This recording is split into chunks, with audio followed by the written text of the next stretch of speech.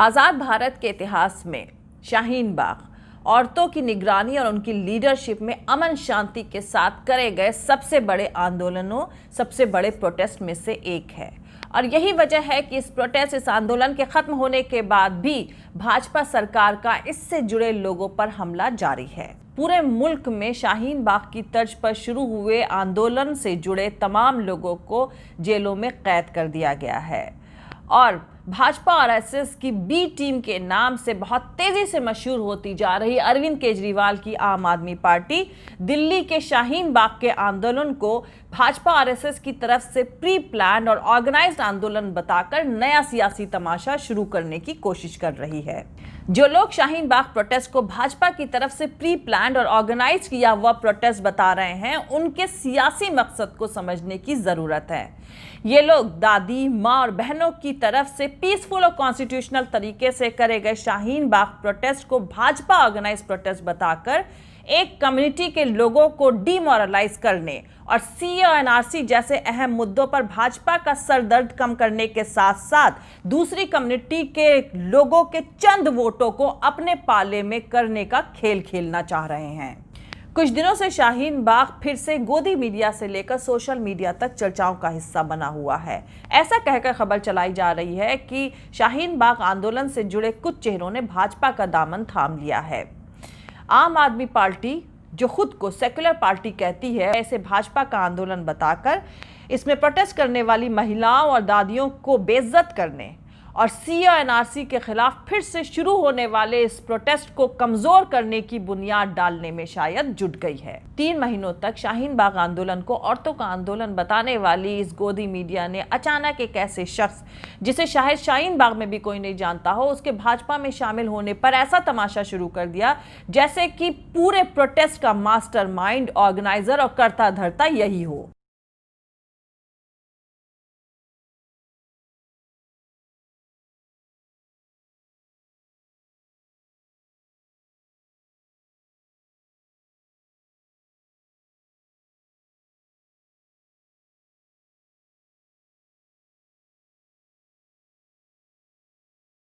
आज बड़ी संख्या में मुस्लिम भाई बहन भारतीय जनता पार्टी में ज्वाइन किए हैं। ये हमारे प्रधानमंत्री नरेंद्र मोदी जी के जो उन्होंने काम कर रहे हैं, सबका साथ सबका विकास का जो उन्होंने नारा ही नहीं दिया, अपितु अपनी योजनाओं के क्रियान्वयन में कभी धार्मिक भेदभाव नहीं हुआ है और ये विश्वास आज मुस्लिम समाज के अंदर आया है। मैं भारतीय जनता पार्टी में शामिल हुए सभी मुस्लिम भाई बहनों का स्वागत, अभिनंदन करता हूं। बिकाऊ मीडिया और खुद को सेक्युलर कहने वाला सियासी दल ये समझ रहा है कि वो इस तरह का तमाशा करके लोगों की उन यादों को भुलाने में कामयाब हो जाएगा जब मुल्क में 100 साल पुरानी रिकॉर्ड तोड़ ठंड में भी दादी और महिलाओं ने इस सीए और एनआरसी के खिलाफ चल रहे आंदोलन में पार्टिसिपेट करके इस पूरे आंदोलन को दुनिया के सामने लेकर आई थी। ये वो वक्त था जब रात में ठंड की वजह से लोग अपने घरों से बाहर नहीं निकल रहे थे और तब भी शाहीन बाग की सड़क आंदोलन के नारे से पूरी रात गूंजती रहती थी। लेकिन अब दिल्ली चुनाव जीतने के बाद आम आदमी पार्टी कह रही है कि शाहीन बाग आंदोलन भाजपा ऑर्गेनाइज्ड आंदोलन था दिल्ली चुनाव में जीत हासिल करने के लिए। तो दोस्तों, इस वीडियो में आपको बताऊंगी कि आम आदमी पार्टी जो शाहीन बाग प्रोटेस्ट को भाजपा ऑर्गेनाइज्ड प्रोटेस्ट बता रही है, ये सही है या गलत, और अगर ये सही है तो इससे आम आदमी पार्टी को क्या फायदा मिलने वाला है, और अगर ये गलत है तो इसके पीछे का सियासी तमाशा क्या है। इसके साथ साथ हम ये भी जानेंगे कि क्या कोई इस बात का सबूत है कि शाहीन बाग आंदोलन भाजपा ऑर्गेनाइज्ड आंदोलन था। तो चलिए शुरू करते हैं, लेकिन उससे पहले जो लोग हमारे इस चैनल पर नए हैं वो हमारा YouTube channel political Tamasha with doctor Arshi को सब्सक्राइब करके वहां पे लगी बेल आइकॉन को जरूर दबा दें ताकि आपको हमारे आने वाले हर वीडियो की अपडेट्स मिलती रहे। और दोस्तों, अगर आपको हमारा काम पसंद आता है, हमारा वीडियो पसंद आता है तो www.patreon.com/Dr Arshi Khan पर जाकर डोनेट करके आप हमारे काम को सपोर्ट कर सकते हैं। तो चलिए शुरू करते हैं। तो आगे बढ़ने से पहले मैं आपको बता दूं कि 14 फरवरी 2020 से लेकर 24 मार्च 2020 तक शाहीन बाग के इलाके में हजारों की तादाद में औरतें सीए के खिलाफ धरने पर बैठी थीं। शुरू में इस प्रोटेस्ट में शाहीन बाग के इलाके में रहने वाली घरेलू महिलाएं ही शामिल हुई थीं, लेकिन बाद में दूसरी महिलाएं भी इससे जुड़ती चली गईं। पर 24 मार्च 2020 को कोरोना के चलते इस प्रोटेस्ट को खत्म कर दिया गया था।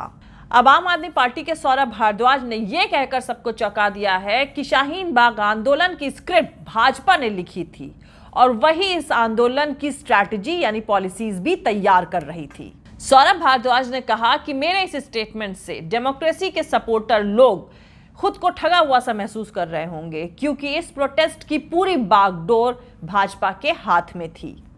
अब आपको यहां पर एक और बात याद दिलाना जरूरी है कि दिल्ली के deputy chief minister Manish Sisodia ने एक बार शाहीन बाग प्रोटेस्ट के सपोर्ट में ट्वीट करके कहा था कि वो शाहीन बाग लोगों के सपोर्ट में खड़े हैं, लेकिन बाद में उन्होंने इस ट्वीट को डिलीट कर दिया था। तो पहले देख लेते हैं कि सौरभ भारद्वाज क्या कह रहे हैं और फिर मैं आपको बताऊंगी कि सौरभ भारद्वाज जो भाजपा पर इल्जाम लगा रहे हैं वो सही है या गलत, सबूतों के साथ।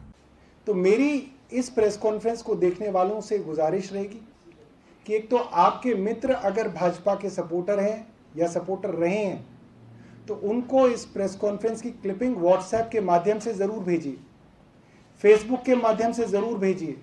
हमारे टीवी वाले दोस्त भी इसको भेजेंगे, मगर अगर वो ना भी भेज पाए तो सोशल मीडिया से इस चीज़ को ज़्यादा से ज़्यादा शेयर करें ताकि वो लोग भी सोचने पे मजबूर हों और समझें कि कैसे एक राजनीतिक दल अपने ही वोटर्स को, अपने ही वर्कर्स को कैसे एक स्ट्रेटजी के तहत एक मोहरे की तरह इस्तेमाल करता है।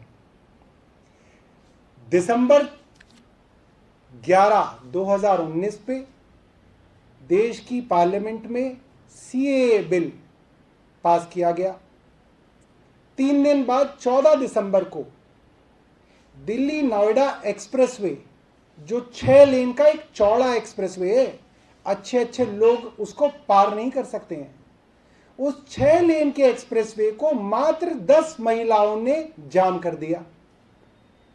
और जाम भी ऐसा कर दिया कि 101 दिन तक दिल्ली नोएडा एक्सप्रेसवे की आवाजाही बिल्कुल बंद रही।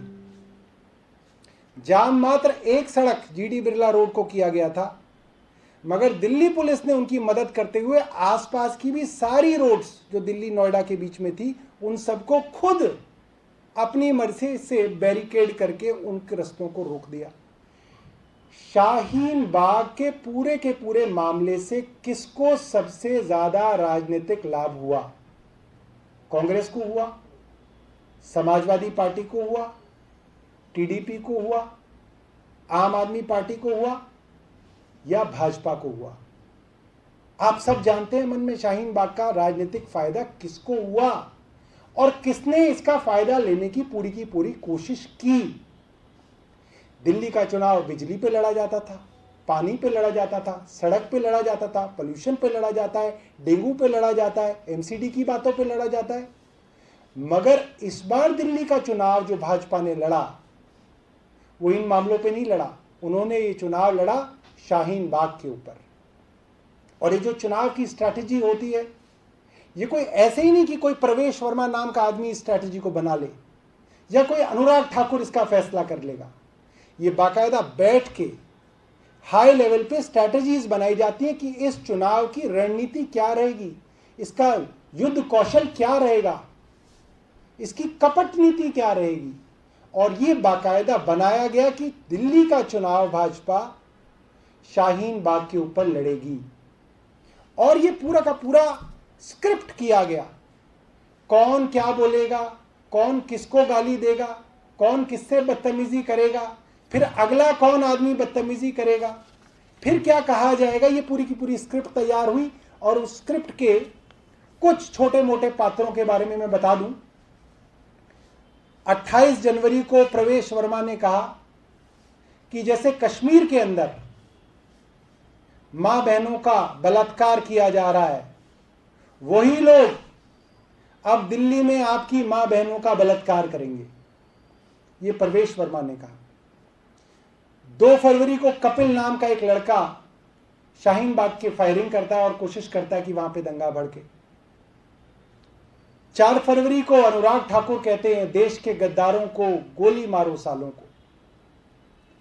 और देश के गृह मंत्री अमित शाह जी, योगी आदित्यनाथ लगातार शाहीन बाग के नाम पर वोट मांगते रहे। कहा जाता था कि वहां पे देश विरोधी नारे लग रहे हैं, लोग भारत के टुकड़े करने के नारे लगा रहे हैं, लोग पाकिस्तान जिंदाबाद के नारे लगा रहे हैं। अरे भाई, नारे लगा रहे हैं तो आपने पकड़ा क्यों नहीं? दिल्ली पुलिस चूड़ियां पहन के बैठी हुई थी, दिल्ली पुलिस ने कुछ नहीं कहा, मगर हां यह जरूर कहा जाता था कि वहां पे नारे लग रहे हैं। वहां पे कहा जाता था कि पैसे बांटे जा रहे हैं। पैसे बांटे जा रहे हैं तो पुलिस क्या कर रही है? भाजपा की केंद्र सरकार क्या कर रही है? उस पर भी कुछ नहीं किया गया। और अंततः जो इस पूरी की पूरी शाहीन बाग की आज की प्रेस कॉन्फ्रेंस का कारण है वो ये है कि इस शाहीन बाग के अंदर ऐसे भी बहुत सारे लोग लगे जुड़े। मुझे लगता है ऐसे बहुत सारे जेन्युइन लोग भी होंगे जो प्रो डेमोक्रेसी लोग थे, जिनको लगा कि हम प्रजातंत्र को बचाने यहां पे जा रहे हैं। और मुझे लगता है उन लोगों को भी आज बहुत बड़ा झटका लगेगा कि जिस प्रो डेमोक्रेसी के कैंपेन के अंदर वो जाते थे शाहीन बाग में, उनको भी वहां पे धोखा दिया जा रहा था, उनको भी वहां पे मैनिपुलेट किया जा रहा था। और इस पूरे के पूरे व्यू रचना के पीछे जो रचनाकार था, जो स्ट्रेटेजिस्ट थे, जो चक्रव्यूह की जिसने रचना की थी, वो भाजपा थी। तो पहले मैं आपको बता दूं, ये बात सच है कि भाजपा ने दिल्ली चुनाव शाहीन बाग को मुद्दा बना करके ही लड़ा था। और भारत के प्रधानमंत्री से लेकर भारत के गृह मंत्री अमित शाह तक, उत्तर प्रदेश के मुख्यमंत्री योगी आदित्यनाथ और भाजपा के दूसरे नेताओं ने वोटों को पोलराइज करने के लिए शाहीन बाग आंदोलन को लेकर तरह तरह के बयान दिए थे। कानपुर हो, जामिया हो या फिर शाहीन बाग, बीते कई दिनों से सिटीजनशिप अमेंडमेंट बिल को लेकर प्रदर्शन हुए। क्या ये प्रदर्शन सिर्फ एक संयोग है? जी नहीं, ये संयोग नहीं, ये एक प्रयोग है। इसके पीछे राजनीति का एक ऐसा डिजाइन है जो राष्ट्र के सौहार्द को खंडित करने के इरादे रखता है। ये सिर्फ एक कानून का विरोध होता तो सरकार के तमाम आश्वासनों के बाद ये समाप्त हो जाना चाहिए था। लेकिन आम आदमी पार्टी और कांग्रेस राजनीति का खेल खेल रहे हैं। ये अभी भी कहते हैं कि हम शाहीन बाग के साथ हैं। आज भी कहते हैं कि हम शाहीन बाग के साथ हैं। आज एक वीडियो प्रसारित हुआ है, देख लो जरा। आपको कहते हुए शर्म भी नहीं आती। वोटों की लालच ने आपकी आंखों पर पट्टी बना दी है, पट्टी बना दी है। मित्रों, मैं बड़े मन से आप सबको और आपके माध्यम से दिल्ली की जनता को कहने के आया हूं कि कांग्रेस पार्टी और आप पार्टी दिल्ली को सुरक्षित नहीं रख सकती, देश को सुरक्षित नहीं रख सकती। देश को सुरक्षित, दिल्ली को सुरक्षित केवल और केवल नरेंद्र मोदी रख सकते हैं। इस बार हम मोदी जी के साथ चलेंगे क्या? जोर से बोलो, चलेंगे। हर ये साइबर योद्धा सोशल मीडिया के माध्यम से दिल्ली के हर युवा तक ये संदेश पहुंचाएगा। 8 तारीख के सुबह ही परिवार के साथ 10 बजे के पहले कमल के निशान पर बटन दबाएंगे।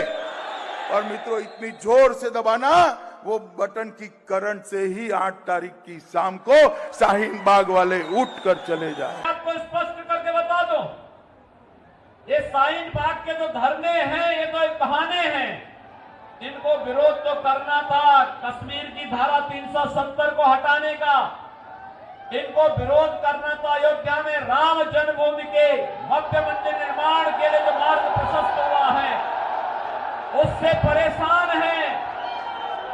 इनकी परेशानी को हम समझ सकते हैं। और अब जानते हैं कि शाहीन बाग आंदोलन भाजपा की तरफ से प्री प्लान्ड और ऑर्गेनाइज किया गया आंदोलन था। ये बात सच है या गलत? अब तक इस बात का कोई सबूत नहीं है कि शाहीन बाग प्रोटेस्ट का कोई भी ऑर्गेनाइजर भाजपा से जुड़ा हो।